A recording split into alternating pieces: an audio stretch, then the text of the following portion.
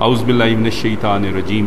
तो हम आज इंशाअल्लाह शुरू करते हैं एक लेक्चर की जो सीरीज़ है कि मुसलमान के 24 घंटे कैसे गुजरने चाहिए। अभी हमें एक बच्चे ने बताया कि फ़जर के वक्त हमारा दिन जो है फ़जर के वक्त शुरू होता है और फ़जर जो है वो 5 बजे शुरू होती है। फ़जर से पहले हम क्या कर रहे होते हैं, मुझे कोई बता सकता है हम क्या कर रहे होते हैं? आप बताएं। यस, लास्ट वन, क्या कर रहे होते हैं? यस, आप सो रहे होते हैं, ठीक है।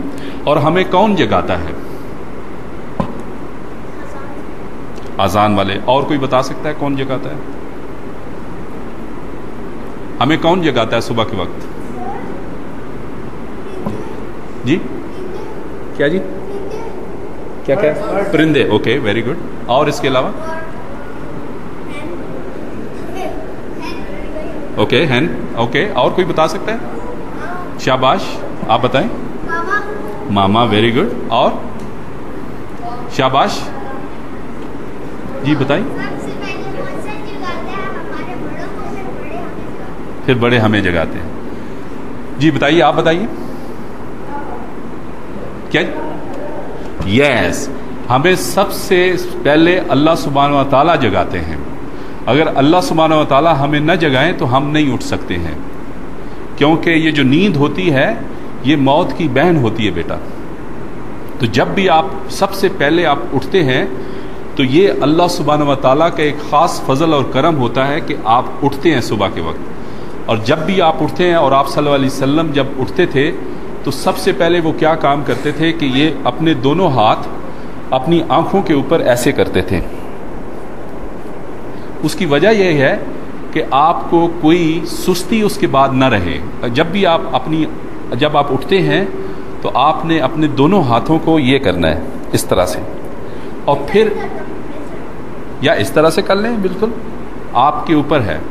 फिर उसके अलावा आप सल्लल्लाहु अलैहि वसल्लम जो है ये जो एक जो नेस्ट्रल है ये वाली, ये बंद करके तो ये जो हवा है इसमें से बाहर इसको निकालते थे, ताकि यहाँ पर रात को शैतान जो है यहाँ पर आके अपना ठिकाना बनाता है और वो लोगों को सुबह उठने नहीं देता है। उसकी हत्तल वसा कोशिश ये होती है कि मुसलमान जो है वो सुबह के वक्त उठ ना सके और वो नमाज ना पढ़ सके।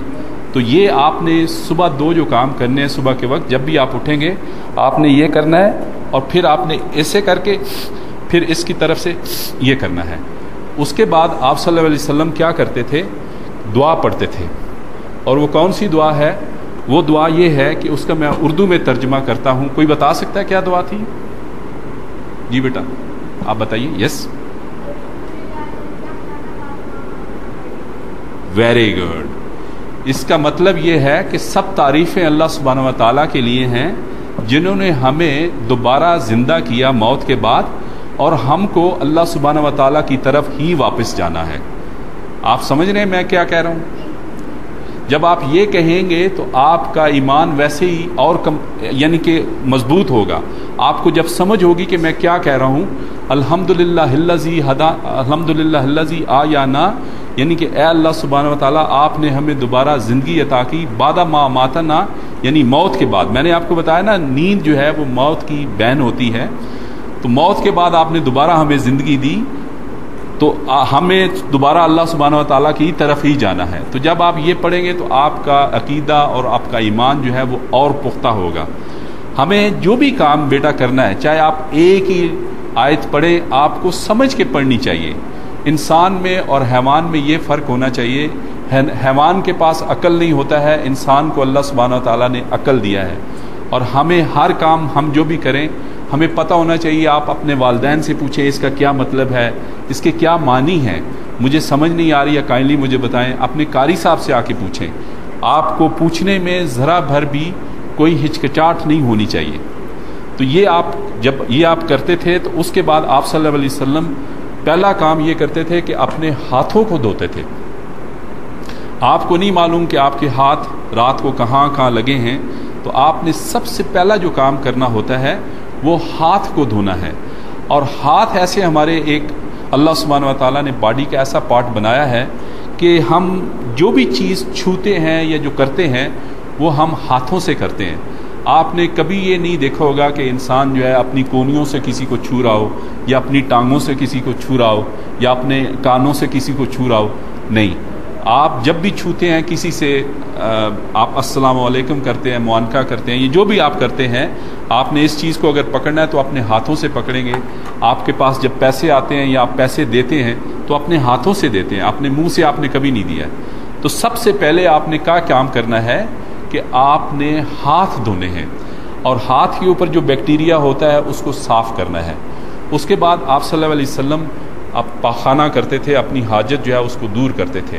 آپ نے اسی طرح سے کرنا ہے، اور کوشش یہی کرنی ہے کہ آپ نے اپنے آپ کو پیشاب کے چھینٹوں سے بچانا ہے. بیٹا یہ بہت ضروری بات، پیشاب کے جو چھینٹیں ہوتے ہیں، جو ڈراپس ہوتے ہیں پیشاب کے، اس سے آپ نے اپنے آپ کو بچانا ہے.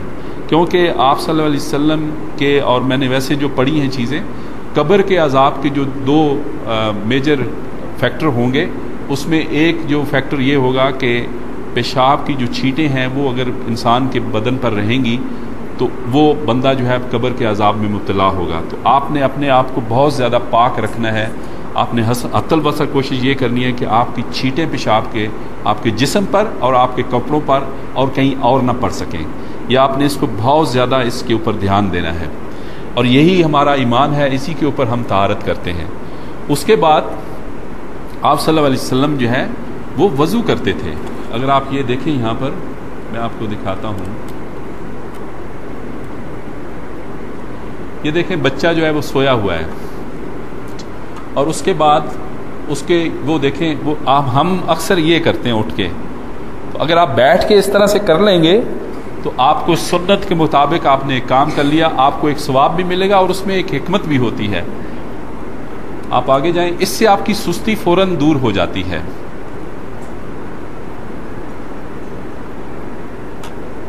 آپ دیکھیں جب آپ اس سے فارغ ہوتے تھے اپنی حاجت سے، تو آپ صلی اللہ علیہ وسلم پہلا کام جو کرتے تھے وہ ہے مسواک. مسواک یا ٹوتھ برش، آپ جو بھی کرنا چاہیں وہ آپ ضرور کریں، لیکن ہاتھوں کے بعد اگر کہیں بیکٹیریا آتا ہے، ہمارے بدن کے باہر والا جو حصہ ہے اس میں سب سے زیادہ ہاتھوں کے اوپر بیکٹیریا ہوتا ہے، اور اس کے بعد پاؤں کے اوپر ہوتا ہے. کیونکہ بعض دفعہ ہمارے پاؤں جب ہم نے جراب وغیرہ نہیں پہنی ہوتی تو اس پر یہ ہوتا ہے کہ مٹی اور باقی جو گرد وغیرہ ہے اس کے اوپر آ کے جمع ہوتی ہے، اور بیکٹیریا جو کہ ہمیں نظر نہیں آتا ہے. میرے پاس ایسی سلائڈز ہیں جو میں اگر آپ کو دکھانا چاہوں تو یہ جو بیکٹیریا ہے یہ بہت زیادہ تعداد کے اندر ہوتا ہے، لیکن ہمیں نظر کیونکہ آتا نہیں ہے، اسی واسطے ہمیں یہ کہا گیا کہ ہم بار بار ہاتھ جو ہے وہ کھانے سے پہلے، پاخانہ کرنے کے بعد، اس کے بعد وضو سے پہلے ضرور دھو لیا کریں.